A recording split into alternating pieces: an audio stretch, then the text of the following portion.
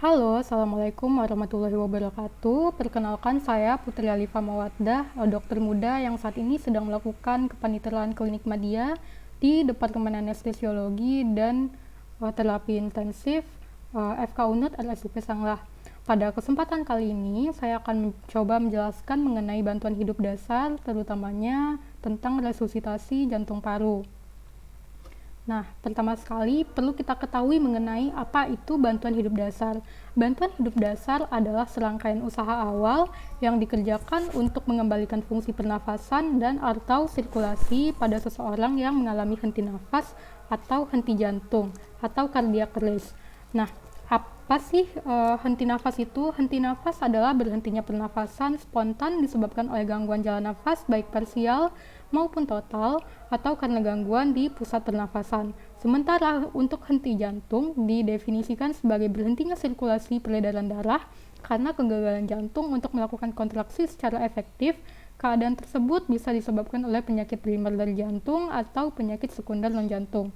Nah, henti nafas dan henti jantung merupakan dua keadaan yang sering berkaitan sehingga penerapannya tidak bisa terpisahkan. Jadi, tujuan BHD sebenarnya adalah untuk mempertahankan ventilasi paru dan mendistribusikan darah oksigenasi ke jaringan tubuh hingga kembalinya sirkulasi sistemik yang spontan atau tiba bantuan dengan peralatan yang lebih lengkap dan adekuat. Nah, ada aspek fundamental yang perlu kita perhatikan saat memberikan bantuan hidup dasar, yaitu pengenalan segera henti jantung mendadak, lalu ada aktivasi pelayanan emergensi medis, lalu ada RJP awal, dan terakhir defibrilasi dengan AED. Siapa saja yang dapat melakukan BHD? BHD dapat dilakukan oleh dokter, perawat, para medis, dan orang awam yang sebelumnya sudah terlatih. Nah, menurut American Heart Association, rantai kelangsungan hidup terbagi ke dalam dua, yaitu ada yang ICHA dan OCHA, di mana ICHA adalah in-hospital cardiac arrest. Lalu langkah-langkah yang perlu dilakukan untuk melakukan penanganan adalah pengenalan lebih awal dan melakukan pencegahan atau early recognition and prevention.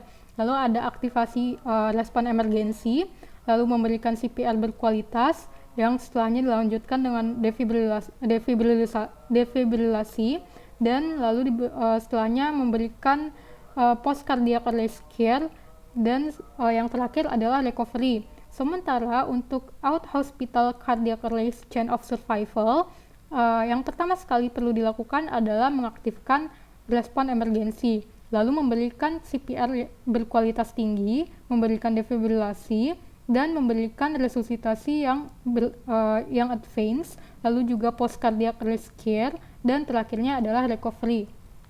Nah, berikut di sebelah kanan layar Anda akan melihat algoritma bantuan hidup dasar, di mana untuk penilaian awal sebelum kita melakukan RJP perlulah dilakukan penilaian awal sebagai berikut, DRS ABC, di mana D-nya adalah danger, yang perlu dilakukan adalah 3A, yaitu amankan diri sendiri, amankan orang yang akan ditolong, dan mengamankan lingkungan. Setelah tiga hal tersebut aman, maka dapat dilanjutkan setelahnya dengan respons, yaitu melakukan pengecekan respon pada orang yang akan ditolong. Penilaian respon dilakukan dengan cara menepuk-nepuk dan menggoyangkan penderita sambil berteriak memanggil penderita. A itu adalah alert jika penderita sadar. V adalah verbal stimuli jika penderita merespon terhadap stimulus verbal. P adalah pain stimuli jika penderita merespon terhadap stimulus nyeri. U adalah unresponsive jika penderita tidak memberikan respon sama sekali. Setelah memastikan keadaan respon penderita dan juga danger tadi, lalu selanjutnya langkahnya adalah shout for help, di mana kita meminta orang di sekitar untuk memanggil bantuan atau mengaktifkan layanan bantuan, memanggil ke nomor emergensi. Jika di sekitar tidak ada orang yang dapat dimintai tolong, maka sebelum kita melanjutkan ke ABC, kitalah yang melakukan pemanggilan ke nomor emergensi tersebut. Lalu setelahnya adalah airway. Pada airway, perlu sebelumnya dilakukan pembukaan jalan nafas dengan triple airway maneuver, di mana triple airway maneuver tersebut adalah head tilt, chin lift, dan jaw thrust. Head tilt adalah mengangkat kepala, chin lift adalah mengangkat dagu, dan jaw thrust adalah menarik rahang tanpa melakukan ekstensi kepala. Pada pasien yang kita curigai memiliki trauma cervical, maka kita hanya melakukan jaw thrust tanpa head tilt dan chin lift. Lalu selanjutnya perlu diperhatikan breathing dari penderita. Cara mengecek dari breathing penderita adalah dengan melakukan look, feel, dan listen, dan dinilai bersamaan dengan C atau circulation, di mana pada look, feel, and listen ini adalah dengan cara pertama kita melihat apakah ada pergerakan dinding dada pada penderita dan apakah pergerakannya simetris atau tidak. Lalu setelahnya rasakan nafas yang keluar dari penderita dan dengarkan suara nafas penderita. Lalu di saat bersamaan perlulah kita perhatikan circulation-nya atau C-nya, yaitu dengan meraba arteri karotis di 2 jari di bawah sudut rahang. Nah, setelah semua yang dari DRS-ABC sudah kita lakukan, maka yang selanjutnya adalah melakukan RJP. Untuk pasien dengan bernafas normal dan ada denyut, hanya perlu dipantau hingga tenaga medis terlatih tiba. Sementara pasien dengan bernafas tidak normal atau ada denyut, maka dapat diberikan nafas buatan, di mana satu nafas buatan setiap 5-6 detik atau sekitar 10-12 nafas buatan per menit. Lalu aktifkan sistem tanggap darurat jika belum dilakukan setelah 2 menit. Lalu terus berikan nafas buatan, periksa denyut kurang lebih setiap 2 menit.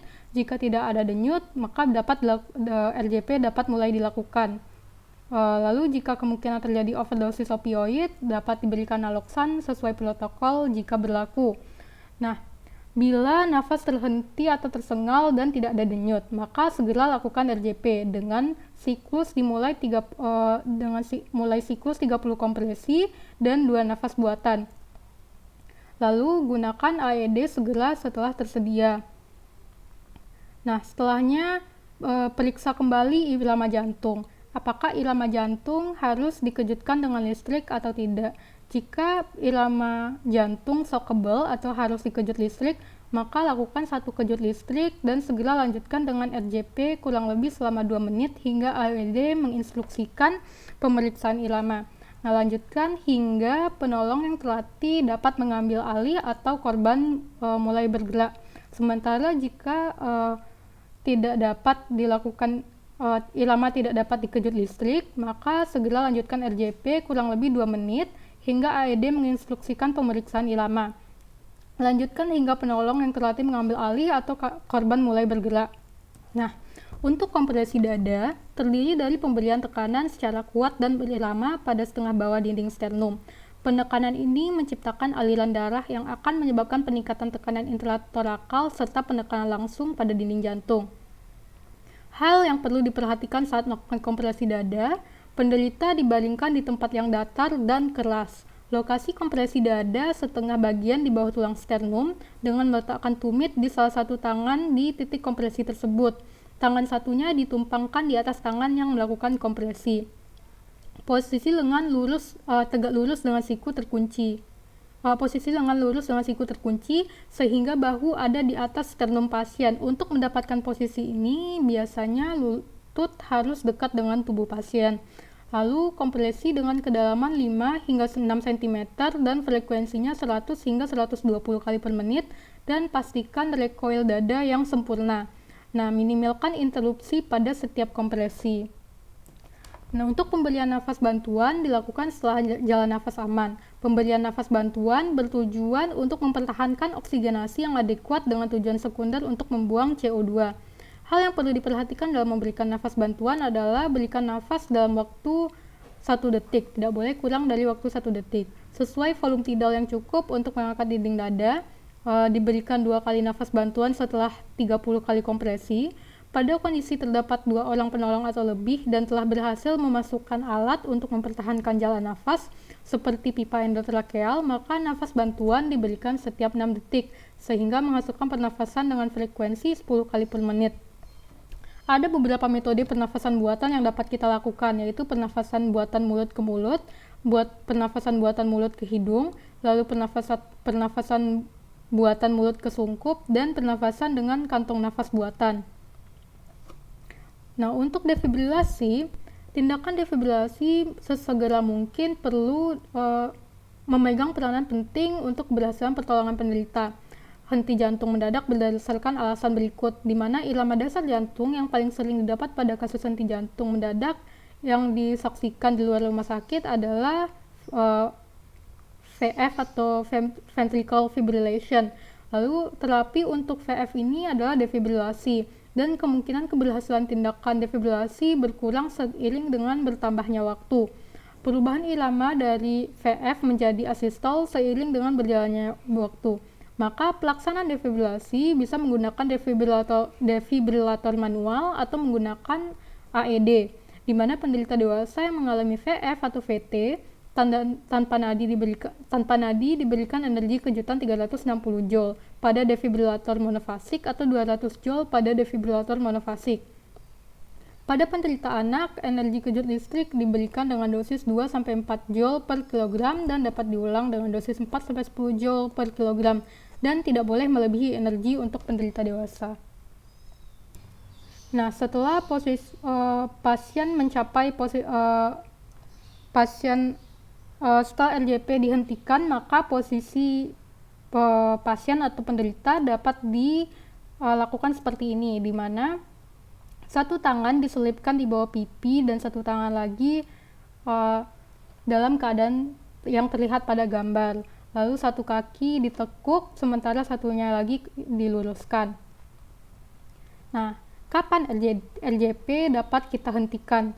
Yang pertama adalah ketika sirkulasi sudah kembali spontan. Yang kedua adalah ketika bantuan yang lebih kompeten sudah datang. Yang ketiga adalah saat penolong tidak sanggup melanjutkan dikarenakan kelelahan. Yang keempat, ketika pasien menunjukkan tanda kematian.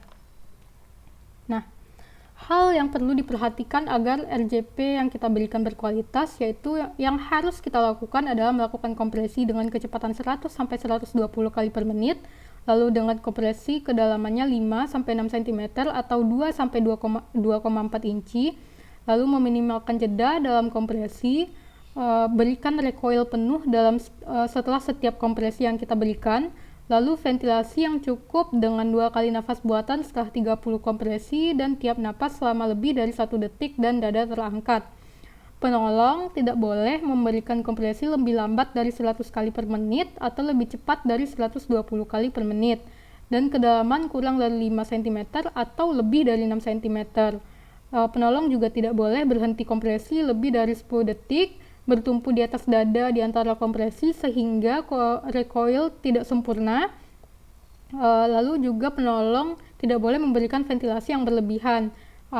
Maksudnya berlebihan adalah apabila terlalu banyak atau dengan kekuatan yang berlebihan. Sekian presentasi dari saya, penjabaran dari saya. Bila ada kesalahan saya mohon maaf, bila ada kekurangan juga saya mohon maaf. Semoga materi yang saya sampaikan ini bermanfaat bagi kita semua, dan terima kasih telah mendengarkan dan menonton video ini.